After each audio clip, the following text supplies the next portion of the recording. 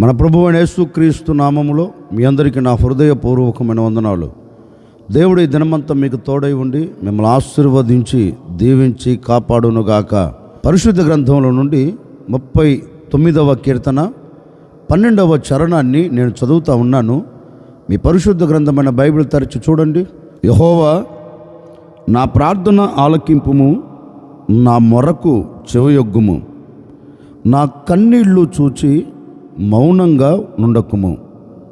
రాజైన దావీదు దేవుని సన్నిధిలో చేరి తనకు కలుగుతున్న కన్నీళ్లను బట్టి, తనకు కలుగుతున్న ఆటంకాలను బట్టి, తనకు కలుగుతున్న పరిస్థితులను బట్టి దేవుని సన్నిధిలో చేరి కన్నీళ్లతో ప్రార్థన చేస్తున్నాడండి. అంటే అతనికి కన్నీళ్లకు కారణం ఏంటో, అతడు కన్నీరు కార్చేదానికి ప్రబలమైన కారణాలు ఏంటో వాటన్నిటిని తలంచి తనకు కలుగుతున్న ఆటంకాలు కావచ్చు, తనకు కలుగుతున్న పరిస్థితుల ప్రభావాలు కావచ్చు, ఏవైనా కావచ్చండి, తన హృదయాన్ని గాయపరుస్తూ, తన హృదయం కృంగిపోయేటట్లుగా, తన హృదయం మనోవేదనకు కారణమయ్యేటట్లుగా పరిస్థితులన్నీ విభిన్నంగా మలచబడి అతన్ని కృంగదీస్తుంటే దానిని బట్టి దేవుని సన్నిధిలోనికి వచ్చి దేవుని సన్నిధిలో ఎలుగెత్తి ప్రార్థన చేస్తున్నాడండి.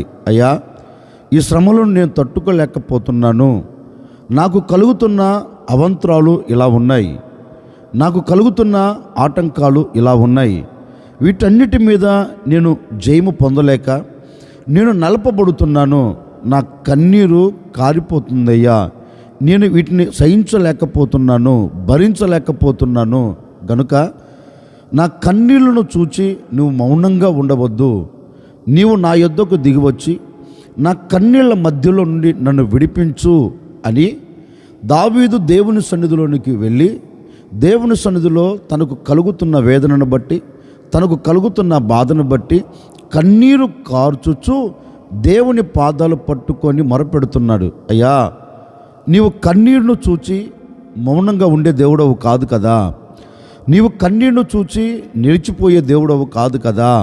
నా కన్నీరును చూచి నా యొద్దకు వచ్చి నా కన్నీరును తుడిచివేయి అని దావీదు దేవుని సన్నిధిలో ప్రార్థన చేస్తున్నాడండి. నిజమే, దావీదు దేవుని సన్నిధిలో ప్రార్థించినట్లుగా, దావీదు కలుగుతున్న ఆపదలను బట్టి దావీదు కన్నీరు కార్చి దేవుని పాదాలు పట్టుకున్నట్లుగా ఈ మాటలు వింటున్న నీ వ్యక్తిగత జీవితంలో కూడా నీకు కలుగుతున్న ఆటంకాలను బట్టి, నీకు కలుగుతున్న వేదనను బట్టి, నీకు కలుగుతున్న శోధనను బట్టి, నిన్ను తరుముతున్న పరిస్థితులను బట్టి నీవు కూడా ఇప్పటి వరకు ఎన్నో సందర్భాలలో కన్నీరు కారుస్తూనే ఉన్నావు. కానీ నీ కన్నీళ్లకు ఏమైనా ముగింపు కలిగిందా అంటే నీ కన్నీళ్లకు ముగింపు కలగకుండా అలాగే కన్నీరు కారుస్తున్నావండి. ఎందుకని? నీవు దేవుని సన్నిధిలోనికి వచ్చి దేవుని సన్నిధిలో మనసు విప్పి, అయ్యా, ఈ బాధను నేను భరించలేకపోతున్నాను, ఈ కన్నీళ్ళ మధ్యలో నుంచి నాకు విడుదల కావాలి అని నీవు మొరపెట్టడం లేదు. గనుక నీ కన్నీరు కన్నీరుగానే నిలిచిపోయిందండి. నీ వేదన వేదనగా నిలిచిపోయింది. ఆ కన్నీళ్ళు తుడవబడి ఆనందం చూడలేకపోతూ వచ్చావేమో. ఇదిగో ఈ ఉదయకాల సమయంలో ఓ సేవకుడిగా నేను మీతో చెప్తున్నానండి. దావీదు దేవుని సన్నిధిలోనికి వెళ్ళి తనకు కలుగుతున్న కన్నీరుని బట్టి దేవుని పాదాలు పట్టుకొని నా కన్నీరును తుడిచివేయవా అని దేవుని అడిగితే దేవుడు దావీదు యొద్దకు వచ్చి అతని కన్నీటిని తుడిచి అతనికి ఆనందాన్ని దయచేసినట్లుగా, అతనికి ఆనందం అనుగ్రహించినట్లుగా, అతడు ఆనందకరంగా సాగిపోయేటట్లుగా అద్భుతం చేసినట్లుగా నీ పట్ల కూడా ఈ కార్యం జరగాలి అంటే నీవు దేవుని సన్నిధిలోనికి వెళ్ళి దేవుని పాదాలు పట్టుకొని, ప్రభువా, నా కన్నీరును తుడిచివేయవా అని ఈరోజు నా దేవుని పాదాలు పట్టుకొని నీవు అడగగలిగితే నిశ్చయముగా నా దేవుడు నీ కన్నీళ్లను తుడిచివేయబోతూ ఉన్నాడు. నీ కన్నీళ్లకు కారణం ఏంటో, నీవు కన్నీరు కార్చేదానికి ప్రబలమైన కారణాలు ఏవో వాటన్నిటి మీద నా దేవుడు నీ కన్నీళ్లకు ముగింపును కలగచేసి నీ నోటి నిండా ఆనందం నా దేవుడు అనుగ్రహించబోతూ ఉన్నాడు. నీవు దేవుని సన్నిధిలోనికి వచ్చి దావీదు దేవుని పాదాలు పట్టుకున్నట్లుగా ఈరోజు నువ్వు దేవుని పాదాలు పట్టుకోగలిగితే నా ప్రభు నీ కుటుంబం పట్ల అద్భుతమైన కార్యం జరిగిస్తారండి. నిజమే, ఈనాటి వరకు నిన్ను ఎవరు బాధిస్తున్నారో, నిన్ను ఎవరు కన్నీళ్లు కార్చేటట్లుగా చేస్తున్నారో, అందుకే జ్ఞాని అయిన సొలొమోను కూడా తన గ్రంథంలో ఒక మాట రాస్తాడండి. ఏమని రాస్తారంటే, బాధించేవారు బలవంతులు గనుక ఆదరించు దిక్కులేక కన్నీరు కారుస్తున్నారంటండి. జ్ఞాని అయిన సొలొమోను అంటారు, బాధించేవాడు బలవంతుడు గనుక బాధపడేవాడు ఆదరించు దిక్కులేక కన్నీరు కారుస్తున్నారు అని తన గ్రంథంలో ఒక మాట రాస్తాడు. నిజమే. ఈ రోజున ఏది నిన్ను బాధిస్తుందో, బాధించేది ఏది బలవంతంగా నీ మీద పెత్తనం చేస్తుందో, ఒకవేళ దేని వలన ఆర్థిక ఇబ్బందుల వలన బాధపడుతూ కన్నీరు కారుస్తున్నావా, శరీరంలో ఉన్న అనారోగ్యం వలన నీవు బాధించబడుతూ కన్నీరు కారుస్తున్నావా, నీ పిల్లలు నీ మాట వినకపోయినందువలన నీ పిల్లల ద్వారా నీకు బాధ కలుగుతూ ఒకవేళ కన్నీరు కారుస్తున్నావా, నీ చేతి పనిలో ఒక మార్పు లేక, నీ ఆత్మ సంబంధమైన జీవితంలో ఎదుగుదల లేక, నీ వ్యాపారంలో ఒక ఆశీర్వాదం కలగక, ఒకవేళ ఎక్కడ అడుగు వేస్తున్నా అక్కడ నేను గొప్పగా కూల్చబడుతున్నానని పరిస్థితులన్నీ నన్ను బాధిస్తున్నాయి, బలవంతంగా నన్ను కృంగదీస్తున్నాయి అని ఒకవేళ కన్నీరు కారుస్తున్నావా, ఈ ఉదయకాల సమయంలో నా ప్రభు నీతో చెప్పకుండా చెబుతున్నాడండి. ఏవి బలవంతంగా నిన్ను బాధిస్తున్నా, ఏటి ద్వారా బలవంతంగా నీ కంట కన్నీరు కలుగుతున్నా, ఏవి నిన్ను తరుముతున్నా, ఏవి నిన్ను పడగొడుతున్నా, ఏవి నేను కుప్పగా కూలుస్తున్నా, ఒకవేళ వేటిలో నీవు చెక్కబడిపోయి అలాగే కుప్పగా కోల్చబడి కన్నీరు కారుస్తున్నావో నాకు తెలియదండి. నీకే నా ప్రభు ఒక శుభవార్త చెప్తున్నారు. భయపడకు, నిశ్చయముగా నిన్ను బాధిస్తున్న ప్రతి బలవంతు చేతుల్లో నుండి నేను మిమ్మల్ని విడిపించబోతూ ఉన్నాను. బాధించేవాడు ఇక నీకు దూరం అగునట్లుగా నేను అద్భుతం చేయబోతూ ఉన్నాను. బాధించేవాడు నీ ఎదుట నిలబడకుండా నేను కొట్టివేయబోతూ ఉన్నాను. బాధించేవాడు నీ ముంగిటి నిలబడకుండా నేను తరిమి నీ కంట కన్నీరు కనబడకుండా నేను నీ కన్నీళ్లను తుడిచివేసి నీ హృదయం నిండా ఆనందాన్ని దయచేయబోతూ ఉన్నాను. ఇక మీదట ఆర్థిక ఇబ్బందులు నిన్ను బాధ పెట్టకుండా, అనారోగ్యం నిన్ను బాధ పెట్టకుండా, పరిస్థితుల ప్రభావాలు నిన్ను బాధ పెట్టకుండా నా దేవుడు నీ బాధల మధ్యలో నుండి నిన్ను బయటికి తీసుకొని వచ్చి నీ కంట కన్నీరు లేకుండా నా దేవుడు నీ నోటి నిండా సంతోషం అనుగ్రహించబోతూ ఉన్నాడు. కానీ ఈ అనుభవం నీకు కలగాలంటే నీవు దేవుని సన్నిధిలో చేరి ఒక చిన్న ప్రార్థన చేసుకోగలిగితే, అయ్యా నేను కన్నీరు కారుస్తున్నాను, నా కన్నీళ్ళను చూచి నీవు మౌనంగా ఉండవద్దయ్యా, ఒకసారి నా వైపు నీ కనుదృష్టి త్రిప్పండి, నీ కనుదృష్టి నా మీద నిలబెట్టండి, నా కన్నీళ్లు చూచి నీవు మౌనంగా ఉండక నా యొద్దకు దిగివచ్చి ఈ కన్నీళ్ళ మధ్యలోంచి నాకు విడుదల కలగచేయండి అని నీవు దేవుని పాదాలు పట్టుకొని మొరపెట్టగలిగితేనండి, ఈ దినమే ఈ క్షణమే నా దేవుడు నీ కంట కన్నీరు లేకుండా తుడిచివేయబోతూ ఉన్నాడు. అందుకే లేఖనంలో కూడా గ్రంథస్థం చేయబడిన మాట ఏంటో తెలుసండి. తల్లి దేవుని మందిరంలోనికి వెళ్ళి దేవుని పాదాలు పట్టుకొని దేవుని పాదాల చెంత కన్నీరు కార్చుచు ఓ మాట అడుగుతుందండి, అయ్యా నీ సేవకురాలునైనా నన్ను జ్ఞాపకం చేసుకో, నాకు కలుగుతున్న వేదన ఏంటో నీకు తెలుసు కదా, నేను పడుతున్న బాధ ఏంటో నీకు తెలుసు కదా, నేను కృంగిపోతున్న కృంగుదల ఏంటో నీకు తెలుసు కదా, నేను పడుతున్న అవమానం ఏంటో నీకు తెలుసు కదా, అయ్యా ఇవన్నీ నన్ను బాధిస్తున్నాయి, ఇవన్నీ నన్ను కృంగదీస్తున్నాయి గనుక ఒక్కసారి నువ్వు నన్ను జ్ఞాపకం చేసుకో. నా కన్నీళ్లు చూచి నువ్వు మౌనంగా ఉండవద్దు, నాకు కలుగుతున్న అవంతరాలను చూచి నువ్వు మౌనంగా ఉండవద్దు, నేను పడుతున్న నిందను చూచి నువ్వు మౌనంగా ఉండవద్దు. అయ్యా మౌనంగా ఉండక నా కన్నీళ్లు చూచి నా యొద్దకు దిగరా అని అయ్యమ్మ దేవుని సన్నిధిలోనికి వెళ్ళి దేవుని పాదాలు పట్టుకొని ఒక్కసారి ప్రభువుని పిలుస్తేనండి, ప్రభువుని అడిగితేనండి, ఆకాశం మందున దేవుడు ఆమె కన్నీళ్లు చూచి మౌనంగా లేడండి, ఆమె హృదయ వేదనను చూచి మౌనంగా లేడండి, సమాధానం పంపుతున్నాడు. అమ్మా నీవు నా సన్నిధిలో దేని నిమిత్తమైతే ప్రార్థించావో, దేని నిమిత్తమైతే మొరపెట్టావో ఆ కన్నీరు నేను చూచాను, ఆ వేదనను నేను చూచాను.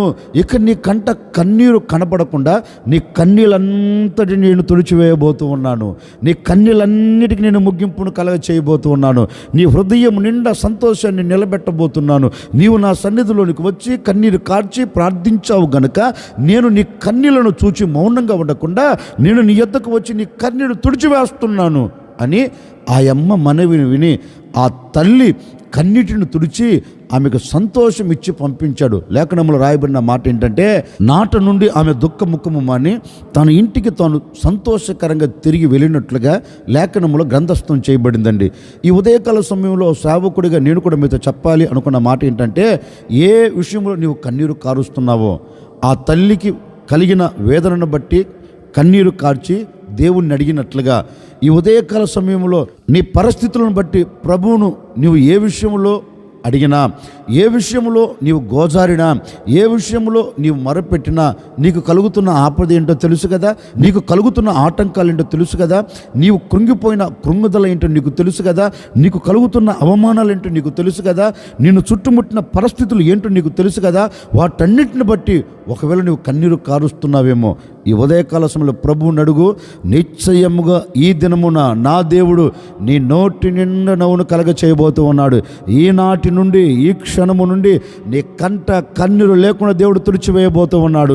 నీ మనసులో ఆనందం నువ్వు కలగ చేయబోతూ ఉన్నాడు. నీ మనసులో నా దేవుడు నీకు ఆనందాన్ని దయచేయబోతూ ఉన్నాడు.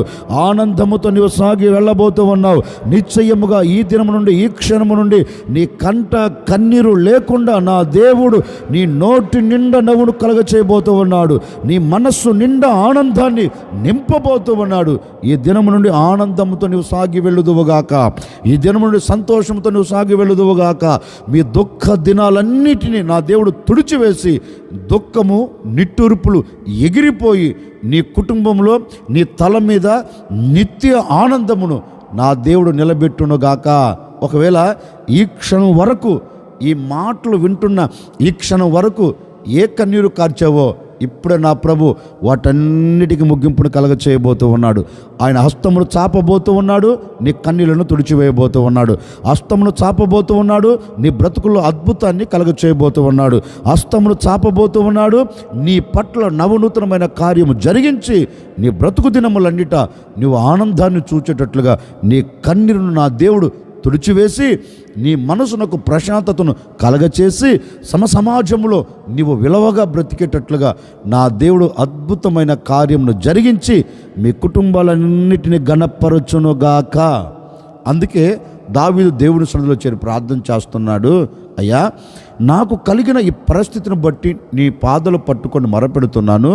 ఒక్కసారి నా కన్నీళ్లు చూచి మౌనంగా ఉండకుండా నా యొద్దకు వచ్చి నన్ను ఆదరించి నా కన్నీటిని తుడిచి సంతోషం ఇవ్వండి అని అడిగితే దేవుడు దావీదు పట్ల అలాంటి అద్భుతం చేసి ఆదరించి అద్దరికి చేర్చి కన్నీళ్లు తుడిచి సంతోషం ఇచ్చి ఆనందకరంగా దావీదు బ్రతికేటట్లుగా చేసిన దేవుడు ఈ ఉదయకాల సమయంలో నీ పట్ల కూడా కార్యం జరిగించబోతూ ఉన్నాడు.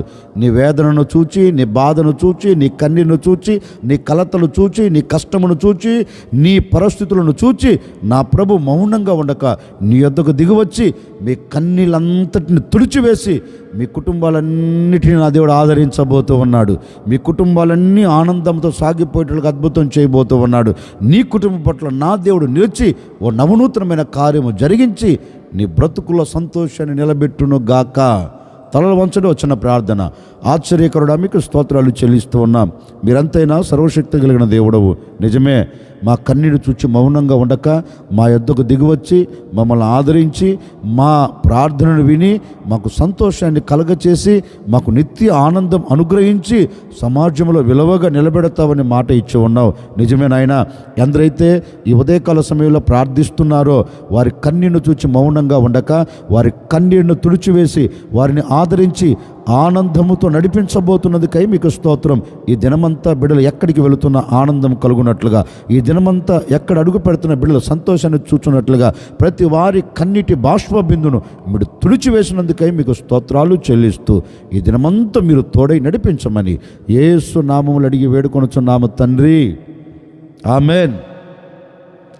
నా ప్రభు కృప మీకు తోడై ఉండి ఈ దినమంతా మీ కన్నీళ్లను తుడిచి మిమ్మల్ని ఆదరించి మీకు సంతోషం ఇచ్చి నడిపించునుగాక.